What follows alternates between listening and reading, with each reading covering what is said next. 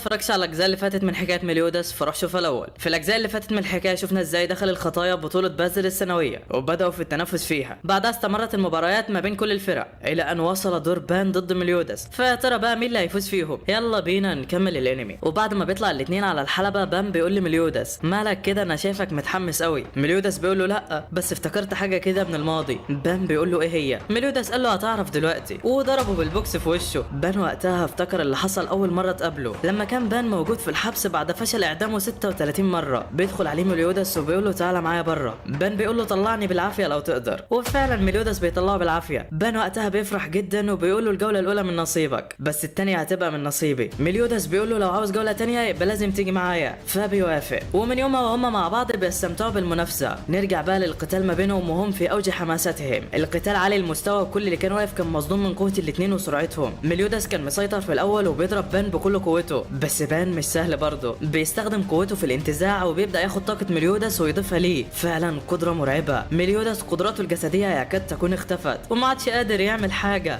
بان بيضربه وبيقع على الارض وشكله هيخسر. ديانا كانت بتتفرج وحاولت تمنع بان من ضرب القائد ولكن كينج منعها. ميليوداس بيقول لها ما تقلقيش انا اللي هكسب. ففي وقتها بان اتحمس بيجمع كل القوه اللي اخدها من ميليوداس وهوب بيضرب بوكس بيكسر الحلبه من قوته. بس المفاجاه ميليوداس اللي كان واقف منتصر وبان هو الخسران وكان جسمه مليان بالجروح. قال لا هو ايه اللي حصل؟ وبيتضح بعدها ان بان بعد ما ضرب القائد بالبوكس في بطنه ميليوداس قام واتفعلت هيئته الشيطانيه، كسرت ايد بان وضربه في كل جسمه، وده كله في اقل من ثانيه يا صديقي. يا نهار ابيض. كينج وديانا كانوا واقفين مرعوبين من قوه ميليوداس والكل طبعا كان في ذهول من الموقف. بس بعدها الحكم بيحكم بفوز ميليوداس وبقوا في قمه السعاده. بيطلع بعدها على ديانا وكينج اللي كانوا لسه مستغربين من اللي حصل وبيقول لديانا تجهز علشان هي اللي عليها الدور. بتديله اليزابيث وبتطلع فعلا على الحلبه واللي هتنافس فيها هاوزر واللي كان ولع من الحماس بعد مشاهدته لبان وميليوداس وهم بيقاتلوا. بس من ناحيه تانية كانت فيرونيكا وغريامور بيدوروا على اليزابيث في كل مكان ولكن مش لاقيينها. فيرونيكا في الوقت ده كانت قلقانه جدا عليها وخايفه للخطايا يعملوا لها اي حاجه. نرجع بقى للقتال بتاعنا. بعد ما دخل هاوزر وديانا على الحلبه بيبداوا في الهجوم على بعض والواد بيكون قوي جدا وديانا بتفادي هجماته بكل صعوبه. مفكرها خايفه منه بس الحقيقه هي خايفه على الهدوم مش اكتر. يا بنت الجامده. هاوزر بعدها بيتحمس وبيبدا في الهجوم بشراسه اكتر عليها والبنت هدومها كلها باظت. هاوزر بيهجم عليها باعصار تاني وديانا ما بتقدرش تستحمل وبتطير في الجو. مفكر انه كده خلاص هيكسبها ولكن انت بتحلم يا ابني. ديانا بتفعل تقنيتها الحديديه بتنزل عليه وبتكسر عظمه. يا بنت اللعيبه. بعدها بيحكم الحكم بفوز ماترونا في القتال وكانت في قمه السعاده. ننتقل الى القتال الثاني في نصف النهائي وهو مواجهه ميليوداس ضد كاين. بيطلع الاثنين على الحلبه وشكل كاين دورة حاجه. بيقول لميليوداس وهو بيطلع انا كنت شاكك فيك اول ما شفتك، انت زيه وفي نفس طوله، ولما سمعت اسمك ميليودا فوت اكدت منك انت ابن ميليوداس صح؟ ميليوداس بيقول له لا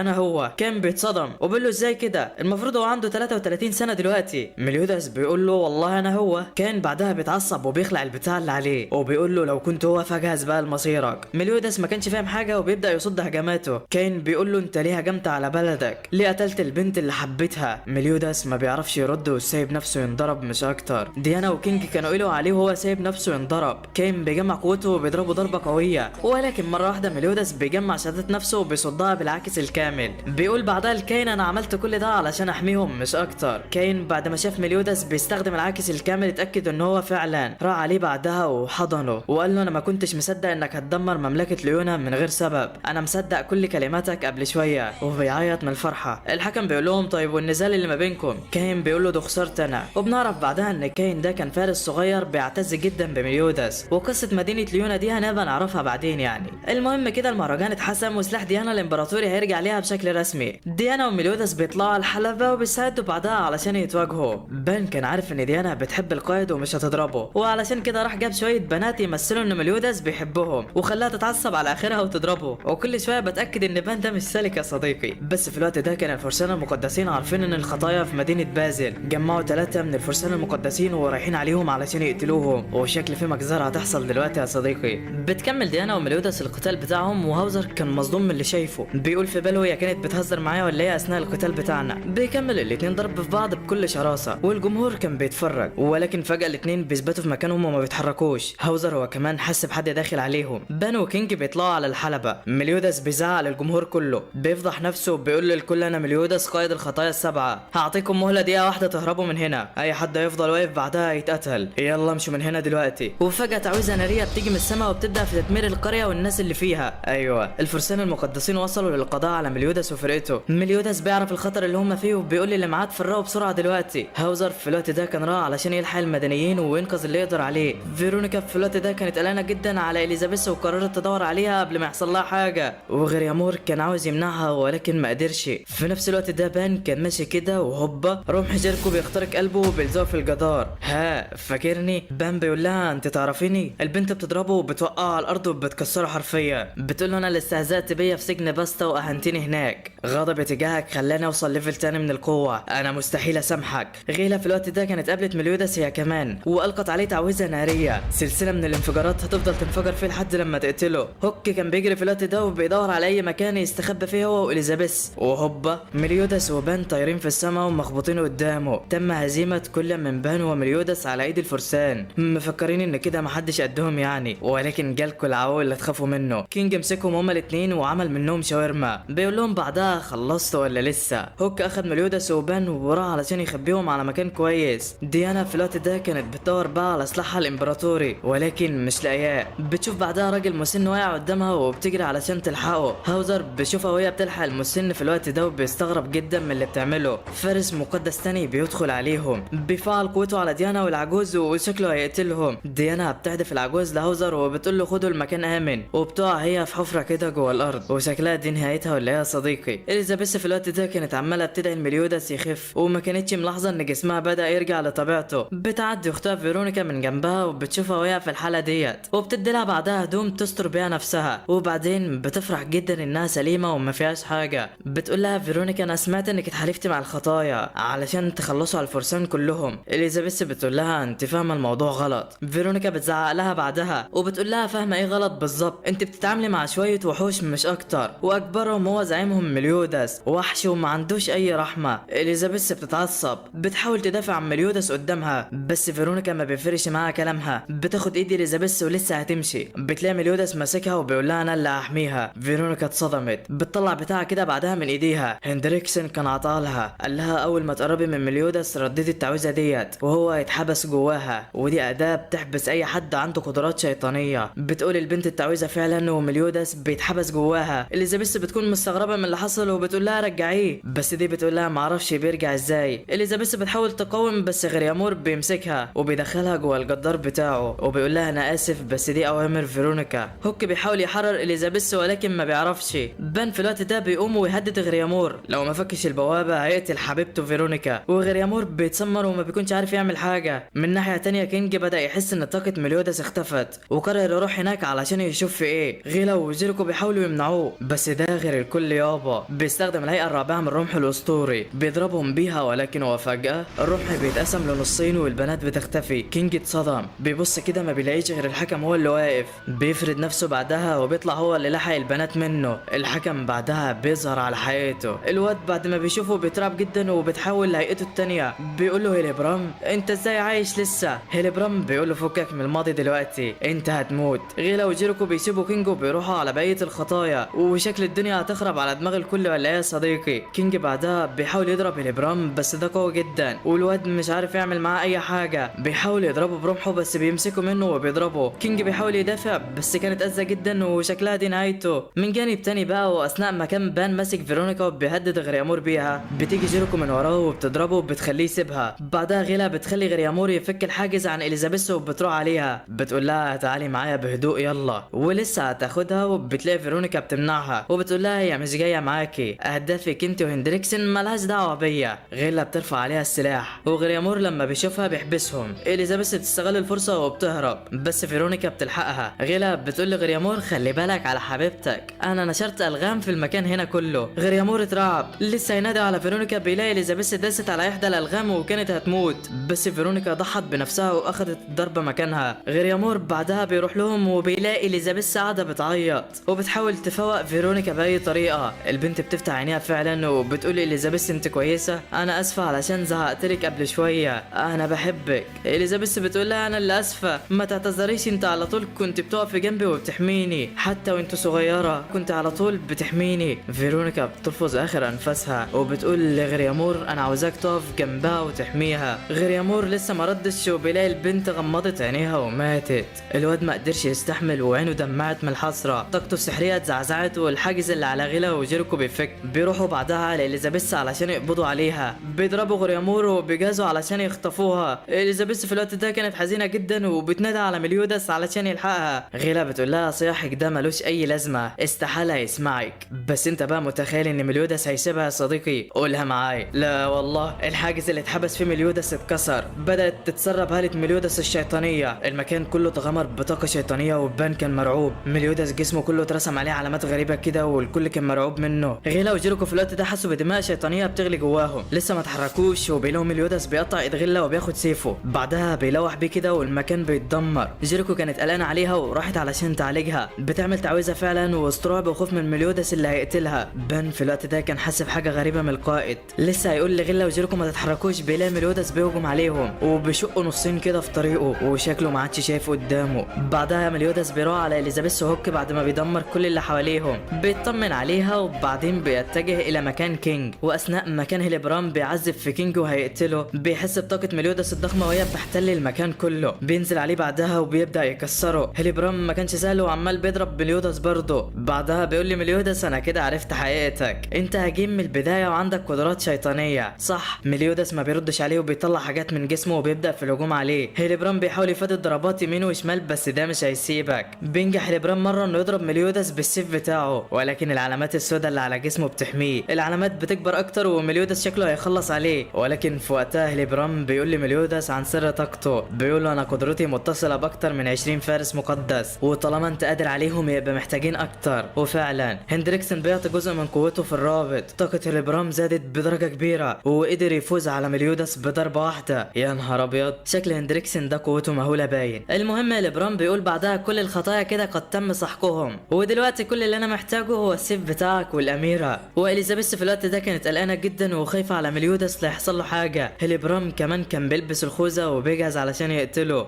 بس في نفس الوقت ده كانت الحانه الام جابت هدوم لديانا وعطتها لها. هاوزر والفارس بيحسوا بيها والكل ما بيكونش مصدق. في نفس الوقت بان بيكون عالج نفسه وبيجري على اليزابيث وبيشيلها، بيقول لها احنا لازم نهرب من المكان هنا بسرعه. اليزابيث بتقول له مليودس، بان بيقول لها مفيش وقت لازم نهرب بسرعه. البنت حاولت تمنعه ولكن ما عرفتش. هيليبرام بيشوفه وهو بيجري وبيقرر يروح وراهم بعد ما يخلص على مليودس الاول، ولكن هوب فجاه ديانا بتظهر من وراه بشكلها الحقيقي، بتروح على مليودس المصاب بعدها وبتشيله وهي في قمه الغضب. هيليبرام بيقول لها انت لسه عايشه؟ ما تقلقيش هقتلك دلوقتي. ديانا بتتكلم بعصبيه وبتقول لهيليبرام انت اللي عملت فيه كده؟ هيليبرام بيقول لها ايوه، وفين المشكله يعني؟ ديانا اتعصبت جامد وقالت له جاهزه علشان هتموت، وهجمت بالسلاح الامبراطوري بكل قوتها. هندريكسن بيلاحظ قوتها وبيأمر هيليبرام في الانسحاب بسرعه من المكان. ديانا بتجمع قوتها كلها وهوبا عينك ما تشوف النور بعدها المكان كله بدأ يتدمر والارض من تحتهم بتنهار. بان بيقول له هوك حرك حفرك اسرع والا هتموت مع الحطام. واتاري بان كان عارف باللي هيحصل وكان بيهرب من ديانا مش من الفارس يا صديقي. ودي بقى قوه ديانا بعد استخدامها لسلاحها الامبراطوري، حرفيا قوه لا تصدق. الرابط مع هيليبرام بيتقطع بعدها والكل بيكون مفكره مات. بعدها ديانا بتروح على بان وهوك ومعاه القائد، وده طبعا بعد ما استعاد وعيه. بيجري عليه بان وبيديله بوكس كده على الطاير وبيقول له كده احنا دلوقتي متعادلين. بعدها اليزابيث بتروح على مليودس وبتحضنه وبتكون فرحانه جدا انه رجع لها بخير وسلامه. وغريامور في الوقت ده كان استخدم قوته وحمى نفسه من هجوم ديانا. بتروح عليه اليزابيث بعدها وبتلاقيه لسه بيعيط، بتقول له اختي كانت بتحب تلعب جنب النهر دايما، انا عاوزاك تدفنها هناك وانا هرضع الفرسان المقدسين ومش هسامحهم. غريامور بيتصدم منها طبعا ومن القوه اللي هي بينتها، وبعدين بيسيبهم ويمشي. في نفس الوقت هاوزر كان لاحق العجوز والفارس من الهجوم بتاع ديانا، واللي حصل اول ما طلعت انها هزمت الفارس ده بضربه واحده وطلبت من هاوزر يبعدهم لحد ما تعمل هجومها. وهاوزر طبعا سمع كلامها علشان حس انها طيبه ومش شريره زي ما الناس بتقول يعني وكده. المهم اليزابيث في الوقت ده بتسال مليودس عن سيفه وبيقول لها اتسرق مني. بصت له كده بعدها وزعلت علشانه، بس مليودس قال لها طالما انت كويسه فانا ما عنديش مشكله وراضي. البنت اتحرجت كده ووشها قلب الوان. في نفس الاثناء هيليبرام بيكون نجح في الفرار من الموت بعد تعرضه لعده اصابات، ولكن في المقابل كان معاه سيف مليودس واللي اتضح ان هو مش سيف عادي، لا ده مفتاح لاحياء عشيره الشياطين. في نفس الوقت ده بقى في المملكه بينتشر اشاعات موت كل من فيرونيكا وغريامور. هاوزر طبعا ما كانش مصدق بس غير اكد له، فطبعا الواد اتصدم. المهم بقى في الوقت ده كان بان متعصب جدا قاعد يتدرب مع كينج والواضح انه قلقان جدا على القائد، وبيقول بيقول مستحيل يكون زي الوحش ده، ويقصد الشيطان اللي قتل إيلاين. بيقول بان بعدها القائد وإيلاين هما الاتنين اللي قبلوا بواحد زيه، مستحيل يطلع زيه، وكان في قمة الحزن وقتها. في نفس الوقت مليودس كان قاعد كده وبيفكر في اللي بيحصل. بيقول ما عادش ينفع تساهل في المعارك بعد كده. بيقطع غصن شجرة وبيقسم بيها جبل قدامه. الكل طبعا اتصدم من قوته وما كانش مصدق، بس مليودس كان ماشي وشكله هيخرب الدنيا. من ناحية تانية في القصة كان في شخص ماشي مع واحد بدرع عملاق وشكله واحد من الخطايا. الدرع بتاعه كان اتضرر من هجوم الفرسان على بازل واتقطع حتة منه كده. المهم الاتنين دول بيروحوا على الغابة وبيقعدوا هناك مع بعض. الواد ابو شعر اخضر ده مسمي نفسه إيلان وبيعتني بالمدرع، واللي باين عليه غلبان جدا وما بيعرفش يتعامل مع حد غيره. إيلان بيجيب له كتب وبيفضل يقراها له علشان المدرع ده بيحبها. في نفس الاثناء بتوصل اخبار لهلبرام عن المدرع، وبيشكوا انه واحد من الخطايا ولازم يقتلوه، وعلشان كده هلبرام بيبعت فرقة زئير الفجر علشان تقتله، والمعروفة انها فرقة من اقوى فرق المملكة. المهم جيريكو بتكون متضايقة جدا علشان مش هتروح هي،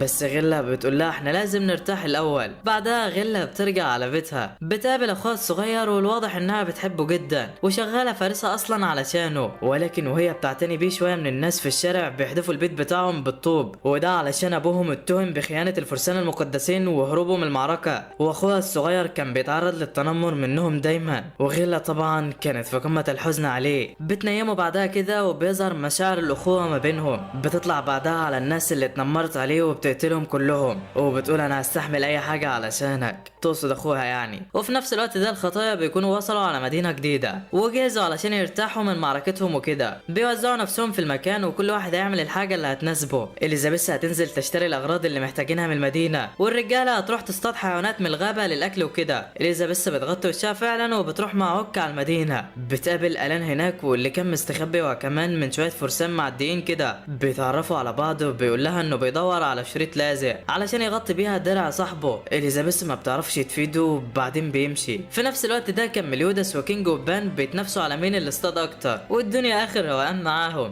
بيسمعوا صوت جاي من جوه الغابة وبيجروا علشان يشوفوا في ايه. اول ما بيوصلوا هناك بيلاقوا جثث مغرقة المكان كله ومحدش قادر يتحرك. مليودس بيشوف واحد في الروح كده وبيسأله هو ايه اللي بيحصل. الراجل ده بيقول له ان العملاق المدرع بيقاتل فرقة زئير الفجر وهو اللي ضربهم. مليودس بعدها بيشك ان ممكن يكون واحد من الخطايا وبيجمع الفرقة وبيجري عليهم علشان يلحقوا. فرقة زئير الفجر في الوقت ده بتكون محاوطة المدرع وبيجهزوا علشان يقتلوه، ولكن مليودس وفرقته بيجوا علشان يحموه. الكل بيتسمر مكانه واللي هيتحرك الاول هيخسر القتال. وفي وسط ان الكل كان واقف وخايف يتحرك بيلاقوا إيلان داخل على المدرع وبيتكلم ولا في دماغه. بان بيقول له ايه اللي انت بتعمله ده، انت اتهبلت. الواد مش فاهم حاجة. المدرع اتعصب بيضرب بايده على الارض وفرقة الفرسان بدأت في الهجوم. مليودس بيهجم على واحد فيهم ولكن بينجح يثبته. كينج هو كمان بيتثبت وبان بينضحك عليه هو كمان بوهم كده من صنعهم. بيطلع واحد من الفرسان من وسط الجثث وبيكون مجمع طاقته وخلاص شكله هيقتل المدرع. بيضرب بالسهم بتاعه والكل ما بيكونش فاهم اللي بيحصل، مفكرين خلاص كده ان المدرع مات، ولكن هوب بيتفاجئوا إيلان ماسك السهم بايد واحدة. بيقول لهم وسط المعركة وانشغال الكل بالقتال كان في واحد واقف مستني السهم يجي في المكان اللي هو عاوزه، وهو انا يعني. ميلودس بيتصدم من طريقة كلامه وبيقول معقولة؟ ايوه معقولة يا صديقي، خطية الماعز جسر وصل وشكله هيخرب الدنيا. الفرسان اللي كانوا واقفين ما كانوش مصدقين ان ده من الخطايا السبعة،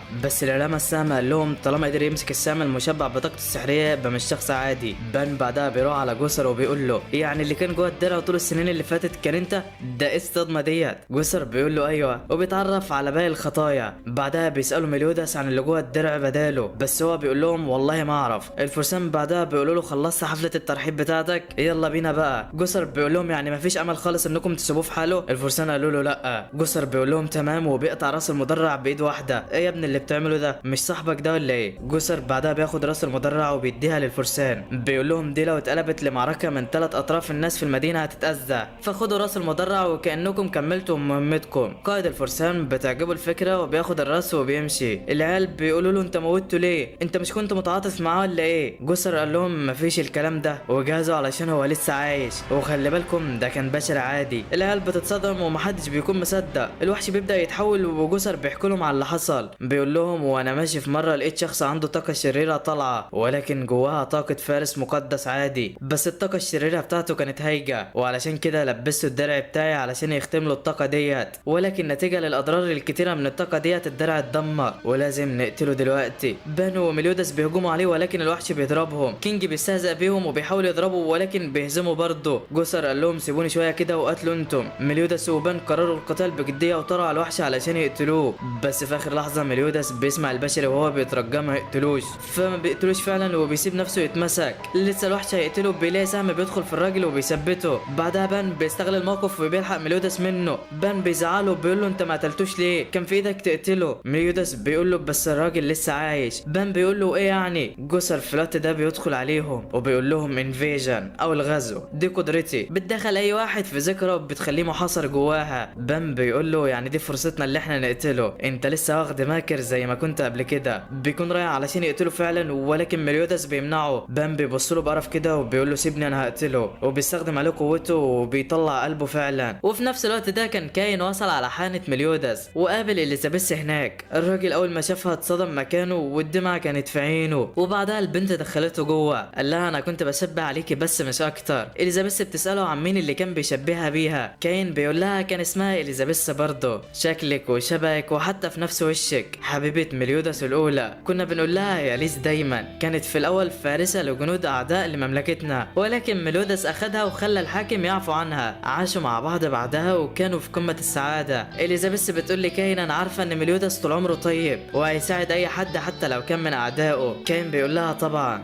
بس تعرفي هو ليه دايما ما بيستخدمش سيفه؟ اليزابيث قالت له ليه؟ قال لها علشان هو قوي جدا واي مبارز بيدخل قصاده وبيطلع متعور، والسيف ده ليز كانت عاملاه علشان تديهوله ولكن مرضاش ياخده. بتديهوله انت بقى يا بنتي. وفي الوقت ده مليوداس كان متضايق من بان وبيقول له انت قتلته ليه؟ بان بيقول له انا مجرد انهيت حياه شخص بائس ما عادش ليه لازمه. مليوداس اتعصب ولكن في الوقت ده ما بيكونش الراجل ده مات لسه، ده بيكون عايش في وهم جسر اللي صنعه. وبيطلع ان الراجل ده ابو غيله واخر ذكرياته وهو بيقول لغيله تخلي بالها من اخوها الصغير، وبعدها روحه بتختفي من الوحش نهائي. الوحش بعدها بيدخل في حاله هيجان والكل بيتصدم انه لسه عايش. وبان في الوقت ده عارف انه شيطان هو كمان وعنده اكتر من قلب. اليزابيث وكاين بيسمعوا صوت الوحش في الوقت ده وبيقرروا يروحوا على الغابه علشان يعرفوا في ايه. واليزابيث بتاخد السيف معاها علشان تديه لمليوداس. وفي الوقت ده الشيطان كان اتحول التحول الكامل وشكله يخرب الدنيا. بيهجم على مليوداس علشان يقتله والواد ما بيتحركش من مكانه. بيفضل يناديله علشان يسمعه بس خلاص مات يا صاحبي. بان بيلحق مليوداس في اللحظه الاخيره وبياخد الضربه مكانه. كينج بعدها بيحاول يضرب الشيطان بس مليوداس بيمنعه فبيتشتت انتباهه والوحش بيضربه هو كمان. بان وقتها بيرجع جسمه وبيضرب مليوداس على دماغه. بيقول له طيبتك الزايده ديت مش هتسبب لك غير الاذيه للناس اللي بتحبها. اليزابيث بتوصل في الوقت ده على المكان وبتدي السيف لمليوداس علشان يقتل بيه. السيف بيطير ومليوداس بيفتكر ليز لما السيف كان معاها. اليزابيث بتقول لمليوداس انا عارفه انك بتخاف على اللي قدامك بس ليز هي كمان كانت بتخاف عليك وعاوزه حمايتك. لو اذيت الوحوش والناس المذنبين خطيئه فانا هشيلها معاك.